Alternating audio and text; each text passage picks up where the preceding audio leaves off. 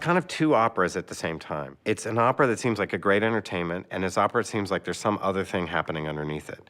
So for me, that's come around to the Risorgimento, this sort of development of Italian independence. Donizetti is like the classic Italian nationalist, and he creates some of the greatest of Italian opera and makes a voice for his country, which is why my production is set in 1836. The look of it has made me want to find this balancing act between how you behave on the surface and what's real and what's not real, made me want to find other resonances in the piece. I was very attracted to the work of Oliver Messel, who was a wonderful, really remarkable opera designer in the 50s and 60s. We did a lot of investigating into the original designs, and I've spent a lot of time really carefully looking at the stage directions of Donizetti. And there seemed to be some important things like a single tree, she's reading Tristan at the beginning. There's a real river and a waterfall where you want real water, but the tree itself will be all artifice. It'll look like a beautiful tree. There's real wheat, but the house is like a painted flat.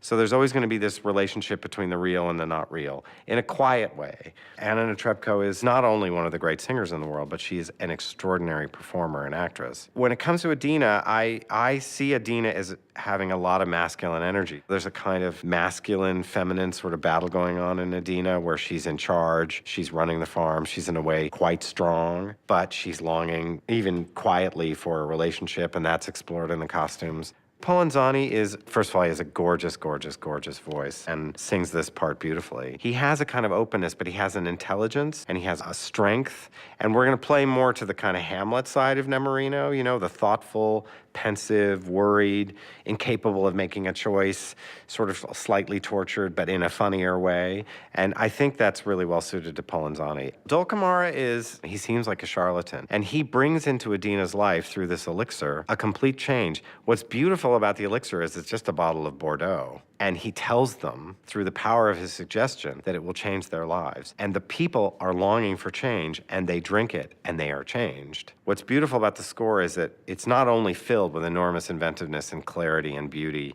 and structure and compositional structure, and all that stuff is all gorgeous, but there's nothing extra in it.